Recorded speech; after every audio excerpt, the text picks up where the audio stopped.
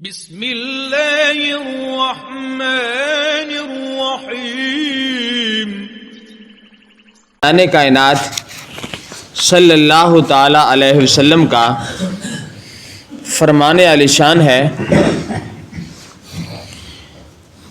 جس نے بسم اللہ کہہ کر وضو کیا، سر سے پاؤں تک اس کا سارا بدن پاک ہو گیا، اور جس نے بغیر بسم اللہ وضو کیا اس کا اتنا ہی بدن پاک ہوگا جتنے پر پانی گزرا۔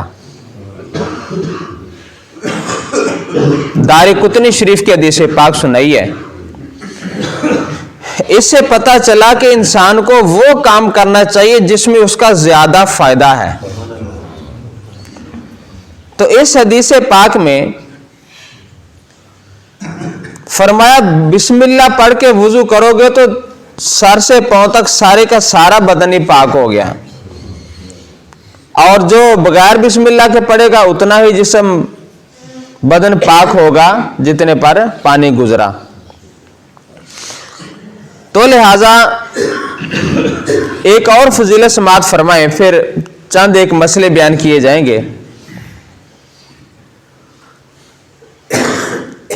ابن خزیمہ اپنی صحیح میں یہ روایت لے کر آئے ہیں، ایک دن صبح کے ٹائم حضرت بلال کو سرکار نے بلایا اور فرمایا اے بلال، کس عمل کے سبب جنت میں تو مجھ سے آگے آگے جا رہا تھا؟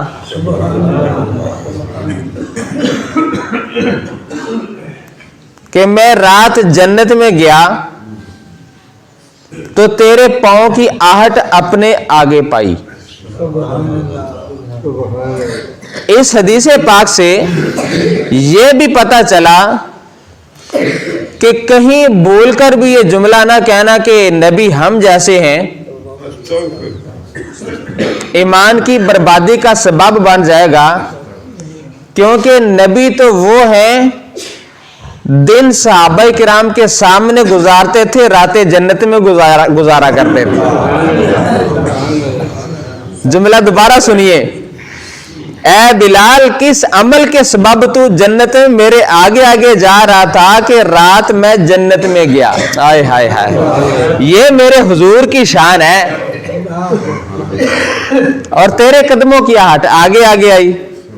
حضرت بلال رضی اللہ تعالی عنہ نے عرض کیا، سونیا کملی والیا، جب میں اذان کہتا ہوں اس کے بعد 2 رکعت نماز پڑھ لیتا ہوں، اور جب کبھی میرا وضو ٹوٹتا ہے تو وضو کر لیا کرتا ہوں۔ تو میرے حضور نے فرمایا ایہی وجہ ہی، آئے ہائے ہائے، 2 کام بتائے، تحیت الوضو پڑھ لینا 2 نفل وضو کے، اور جب وضو ٹوٹے تو وضو کر لینا، یہ 2 عمل ہیں ایسے۔ تو اس حدیث پاک میں بھی اللہ تعالیٰ کے محبوب نے وضو کی اہمیت اور فضیلت کے بارے میں بتایا ہے۔ 4 چیزیں ہیں فرض وضو میں۔ کتنی چیزیں؟ 4 چیزیں۔ منہ دھونا، کوہنیوں سمیت دونوں ہاتھ دھونا، سر کا مسح کرنا، ٹخنوں سمیت دونوں پاؤں کا دھونا، یہ 4 فرض ہیں۔ اب اس پر تھوڑی میں وضاحت پیش کرتا ہوں کہ ہم دھونا کیا مراد لیتے ہیں اور شریعت میں کیا معنی لکھا ہوا ہے۔ اگر ہمارا وضو ٹھیک ہو جائے نا تو آٹومیٹک ہی نماز پڑھنے کو دل کرے گا۔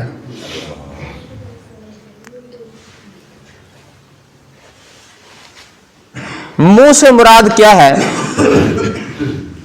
شروع پیشانی سے لے کر ٹھوڑی کے طول میں، یہاں سے لے کے جہاں بال جمتے ہیں پیدا ہوتے ہیں ماتھے سے، یہاں سے لے کر ٹھوڑی کے نیچے تک، اور ایک کان سے دوسرے کان تک یہ چہرہ بنتا ہے۔ اس میں کان پٹی بھی آ جاتی ہے۔ اکثر ایسا بھی دیکھا گیا ہے کہ ایسے چہرے پر پانی مارا اور منہ صاف کر کے یہ خشک کی جگہ رہ گئی, کان پٹی خشک رہ گئی, آپ کا وضو نہیں ہوا. کیوں؟ آپ کا ایک فرض ہی پورا نہیں ہوا. تو لہذا کان کے ایک طرف سے لے کے دوسرے کان تک اس حد کے اندر جلد کے ہر حصہ پر ایک مرتبہ پانی بہانا فرض ہے.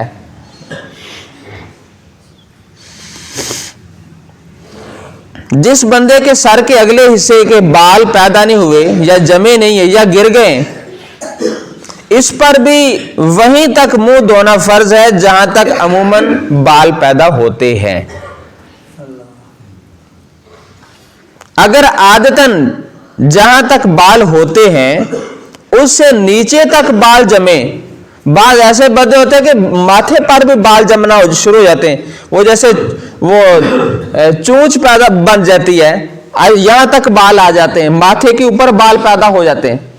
تو لہذا اگر ایسا بندہ ہے کہ جس کے ماتھے پر بال ہیں تو ان کی بالوں کے جڑوں تک دھونا فرض ہے, کیونکہ وہ دھونے والے حصے میں شامل ہیں. مونچھوں اور بووں یا بچی, یہ تین قسم کے بال ہیں. مونچھیں, بویں پلکیں اور بچی, یہ نیچے والے ہونٹ کے یہ نیچے والے بال, اسے بچی کہتے ہیں. گنے ہوں کہ کھال بالکل دکھائی نہ دے تو جلد کا دھونا فرض نہیں, بالوں کا دھونا فرض ہے. اگر بہت زیادہ گنے ہیں, اور اگر ان جگہوں کے بال گنے نہ ہوں تو پھر جلد کا دھونا فرض ہے. یہ فرق ہے. اگر مونچھیں بڑھ کر لبوں کو چھپا لیں, مچھڑیاں لمبیاں کے ہونٹ چھپ گئے, تو اگرچہ گنے ہوں مونچھیں ہٹا کر لب دھونا فرض ہے. کیونکہ یہ کون سی مجبوری ہے, یہ تو ایک شوق ہے, شریعت میں یہ نہیں ہے. تو لہذا اگر یہاں پر ہونٹ چھپے ہوئے ہیں اور اتنے لمبے بال ہیں, ان کا ہٹا کر لبوں کو دھونا فرض ہو گیا ہے. داڑھی کے بال اگر گنے نہ ہوں تو جلد کا دھونا فرض ہے. بعض کو صرف اتنی کی داڑھی شریف ہوتی ہے اور بعض کے ساری ہوتی تو ہے لیکن ورلے ورلے بال ہوتے ہیں. تو ایسی داڑھی جس پر بال گنے نہ ہوں ان کے جلد کا دھونا فرض ہے, جلد تک پانی پہنچانا ضروری ہے.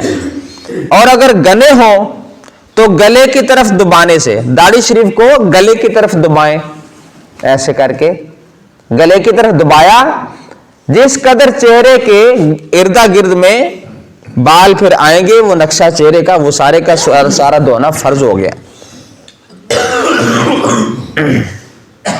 اور بالوں کی جڑوں کا دھونا فرض نہیں ہے, کیونکہ یہاں تک پانی پہنچا کے وہاں داڑھی شریف جن کی گنی ہے وہ پھر خلال کریں گے. ایسے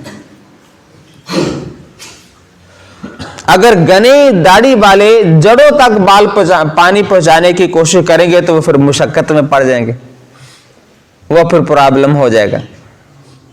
تو لہذا جن کی داڑھی گھنی نہیں ہے ان کے یہ جسم پر پانی پہنچانا فرض ہے. لبوں کا وہ حصہ, ہونٹوں کا وہ حصہ کہ جو عادتاً لب بند کرنے کے بعد ظاہر ہوتا ہے, یہ ہونٹ وغیرہ, ان کا دھونا فرض ہے. اگر کوئی خوب زور کے ساتھ اپنے لب بند کر لے کہ ان کے ہونٹوں کا کچھ حصہ اندر چلا گیا, ایسے اب میرے ہونٹ اندر چلے گئے تو یہ ہونٹ رہ گئے دھونے سے, تو لہذا ان کو کھول کے دھونا فرض ہے کہ اگر وضو نہ ہوا تو نماز نہ ہوگی.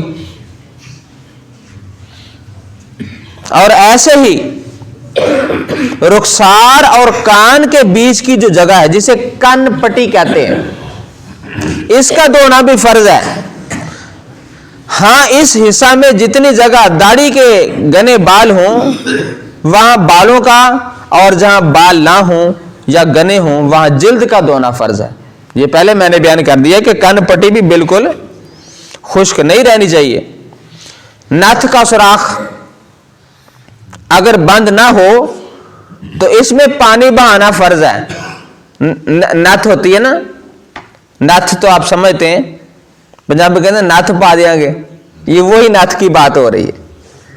तो अगर सुराख बंद नहीं हुआ तो उस सुराख के अंदर भी, नथली के सुराख के अंदर पानी बहाना जरूरी है, ऐसे करके, ताकि अंदर वो भी चेहरे के अंदर ही है।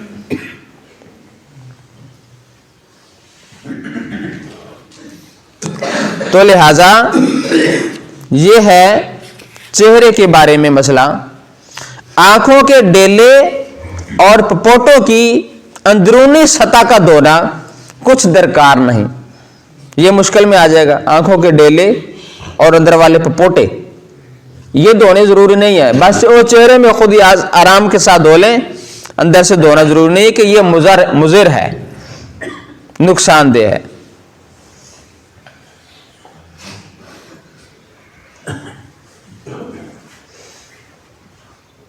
अब एक और मसला सुने। आंखों के कौवे पर पानी बहाना फर्ज है।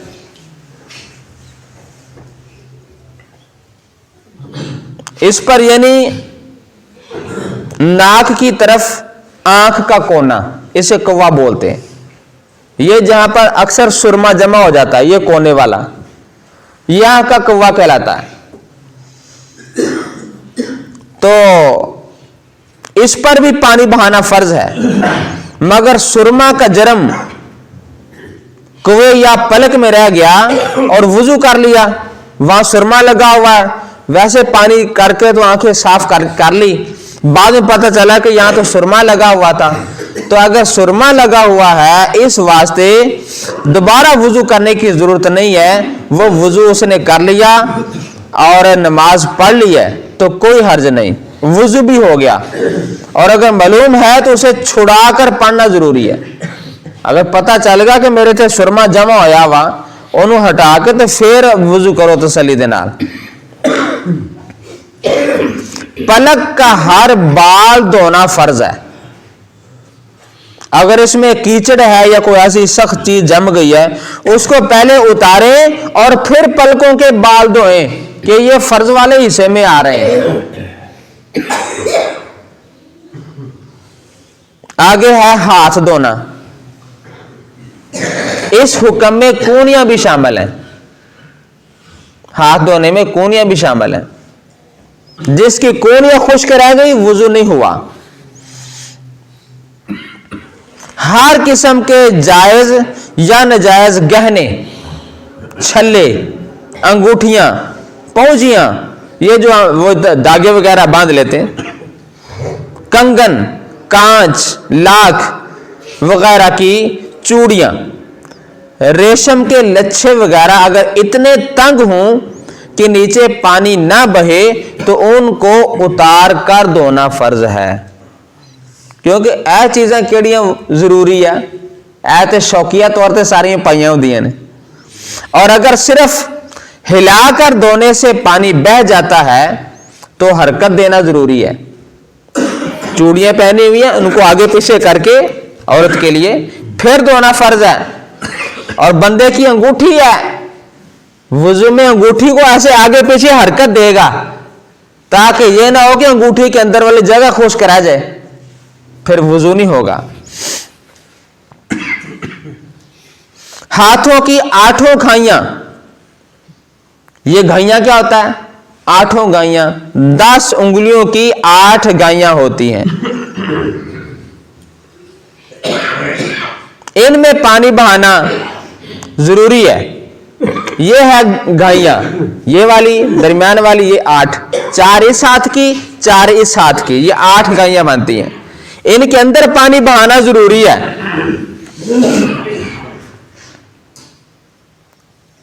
नाखूनों का अंदर वाला हिस्सा जो खाली है वहां पर पानी बहाना जरूरी है।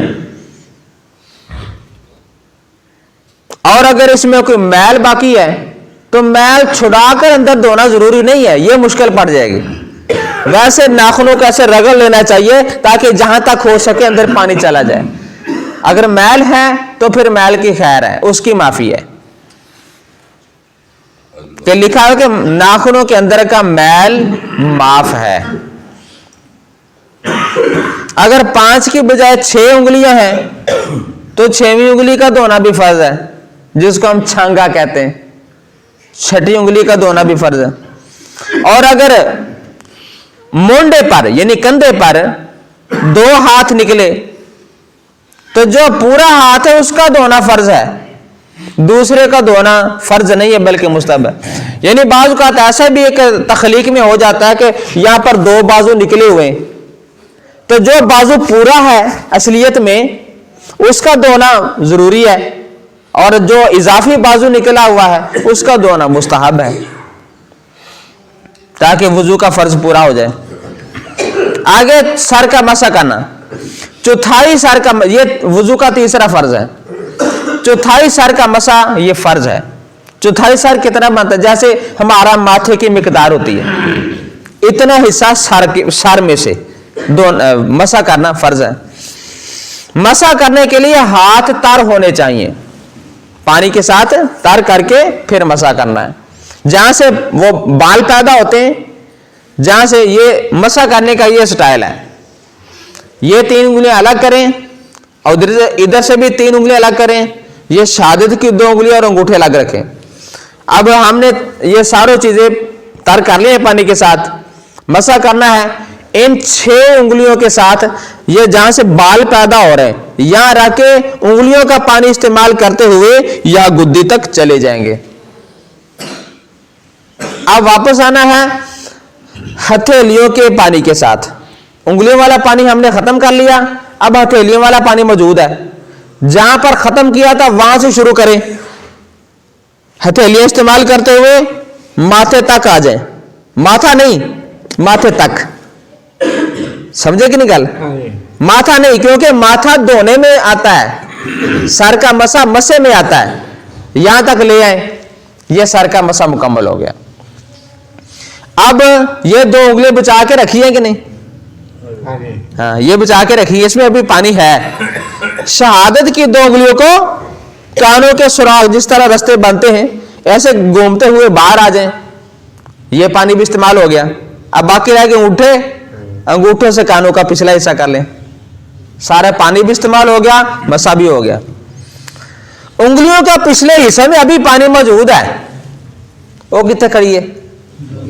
ہاں، یہاں پر ابھی پانی لگا ہوا ہے. ہماری شریعت نے کتنا غور سے مسئلے ہمیں عطا فرمائے ہوئے. تو جو پانی کا انگلیوں کا پچھلا حصہ ہے ادھر سے یہ کر لیں مسح، ادھر سے مسح یہ کر لیں، آپ کا مسح پورا ہو گیا. آخری جو فرض ہے وضو کا وہ ہے پاؤں دھونا. اس میں گٹے بھی شامل ہیں. اگر گٹے خشک رہ گئے تو وضو نامکمل ہے. گٹوں سمیت 1 بار دھونا یہ فرض ہے. چھلا، پاؤں کے گہنوں کا بھی وہی حکم ہے جو اوپر بیان کیا گیا. اگر کسی نے کوئی لچھا چھلا پایا ہوا تو وہ بھی ہٹا کے تو پھر پیر تو ہوئے، یا انگوٹھے پر کوئی چھلا لگا لیتے ہیں. وہ چھلا جو پہنا ہوا ہے نا وہ بھی ہلانا ضروری ہے. اگر اوپر سے پانی کر لیا تو وضو نہیں ہوگا آپ کا. تو میرے پیارے دوستو، بعض لوگ کسی بیماری کی وجہ سے پاؤں کے انگوٹھوں میں اس قدر کھینچ کر دھاگا باندھ لیتے ہیں کہ پانی کا بہنا تو درکنار وہاں تری بھی نہیں پہنچتی. تو اس صورت میں اس بچنا لازمی ہے کہ وضو نہیں ہوگا. اور دھاگا کھول کے پانی تھلے پہنچاؤ، انگلی دے دھاگا، نہیں تو پھر نماز ضائع ہو جائے گی. گائیاں انگلیوں کی یہ درمیان والے حصے، انگلیوں کی کروٹیں اور تلوے، یہ پاؤں کی بات ہو رہی. اور ایڑیاں اور کونچے یعنی گٹے کے مضبوط اوپر والے پٹھے، ایڑیوں کے اوپر والے موٹے پٹھے، ان سب کا دھونا فرض ہے. جن اعضاء کا دھونا فرض ہے ان پر پانی بہ جانا شرط ہے. یہ ضروری نہیں کہ قصدن پانی بہائے. اگر بلا قصد اور بلا اختیار پانی پر پانی بہ جائے تو وہ ہو گیا، لیکن اس میں غور ضروری کرنی چاہیے کہ میں پیر دھونے لگا ہوں تو اس میں کوئی حصہ میرا باقی نہ رہ جائے، یہ غور کرنی چاہیے۔ اور خاص طور پہ جب غسل ہوتا ہے، واجب ہوتا ہے، جس طرح غسل کا طریقہ لکھا ہوا ہے، غسل کے دوران اپنا ذہن بھی رکھا کریں کہ میں غسل کرن لگا ہوا، تو اے چیزاں فرض نے، اے نہیں ہے کہ غسل کرن لگے ہو تو سوچن دے ہو اج کھاد بھی لاؤنی ہے، پانی بھی بھرنا وا تے ڈنگر بھی لے کے جانے ہیں، وہ خرے تہاڈا وہ سوچ ادھر لگی ہے، تہاڈے شیواں رہ جان غسل فرض والیاں۔ لہذا غور بھی رکھا کرو کہ میں اب وضو کے کون کون سے آزاد ہونے لگا ہوں۔ یہی تو میرے سرکار نے منع فرمایا ہے کہ وضو کے دوران دنیا کی باتیں، حکمت ہے نا کوئی تسی گلاں باتاں وچ تہاڈا فرض رہ گیا تو پھر کیا فائدہ؟ بلکہ تو وضو کے دوران باتیں کرنا تو ایمان کے ضائع ہو جانے میں اتنا خدشہ لکھا ہوا ہے۔ تو آئیے میرے پیارے دوستو، آج میں نے آپ کے سامنے وضو کے 4 فرض تفصیل کے ساتھ بیان کیے ہیں، قضا فی بہار شریعت، جس طرح بہار شریعت میں لکھا ہوا ہے۔ تو اس کا یہ مسئلے آپ کے سامنے میں نے رکھے۔ ایک مسئلہ اور پوچھا گیا ہے، وہ یہ ہے کہ کپڑے تبدیل کرنے سے وضو ٹوٹ جاتا ہے کہ نہیں؟ وضو ٹوٹنے والے یہاں پر وہ لکھے ہوئے معاملات، اس میں ایسا کوئی معاملہ نہیں ہے۔ کپڑے چینج کرو تو وضو بالکل نہیں ٹوٹے گا، اگرچہ آپ غسل خانے میں جا کے مکمل کپڑے الگ رکھ لو اور دوسرے پہن لو، پھر بھی وضو نہیں ٹوٹے گا۔ یہ اپنی ہی لوگوں کی اپنی باتیں، لیکن ایسا وضو نہیں ٹوٹتا۔ اور اعلی تناسل، اس کو ہاتھ لگانے سے بھی وضو نہیں ٹوٹتا۔ بعض اوقات مسئلہ بندہ خارش کرنے لگا، خارش ہو گئی، بندہ کہتا ہے اس نے ہاتھ لگا دیا وضو ٹوٹ گیا، نہیں، اعلی تناسل کو ہاتھ لگانے سے وضو نہیں ٹوٹتا۔ جتنا بھی مسئلے مسائل بیان کیے، اللہ تعالیٰ کے دربار میں دعا ہے یا مولا کریم ہم سب کو صحیح وضو کرنے کی توفیق عطا فرمائے۔ جو مسئلہ میں نے بیان کیا، اگر اس پر کوئی اگر کسی کو مسئلہ پوچھنا ہے تو وہ سوال کر سکتا ہے۔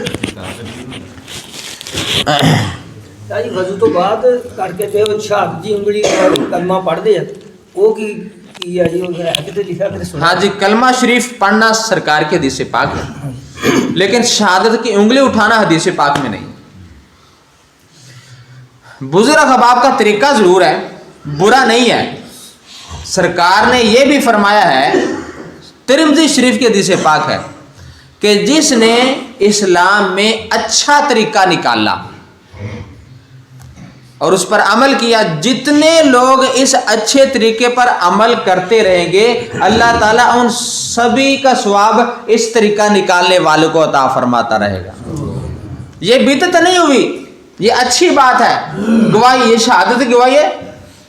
اشہدو ان لا الہ الا اللہ آسمانوں کی طرف کرتا ہے، اس کا مراد یہ ہے کہ میں یہ گواہی دے رہا ہوں کہ اللہ تعالیٰ ایک ہے، لیکن یہ فرض اور واجب کوئی نہیں ہے، کیونکہ حدیث پاک میں انگلی اٹھانا کوئی اتنا خاص ذکر حدیث پاک میں آیا نہیں۔ آسمانوں کی طرف چہرہ کرنا یہ بھی ایک ذکر ہے حدیث پاک میں۔ اور اشہدو ان لا الہ الا اللہ وحدہ لا شریک لہ واشہدو ان محمدًا عبدہ ورسولہ، بلکہ یہاں تک ہے بندہ جو وضو کر کے یہ کلمہ کلام پڑھتا ہے، جنت کے 8 دروازوں سے اس کا داخلہ سرکار نے فرما ہو جاتا ہے، سبحان اللہ، جس میں سے چاہے مرضی داخل ہو۔ اور کوئی صاحب؟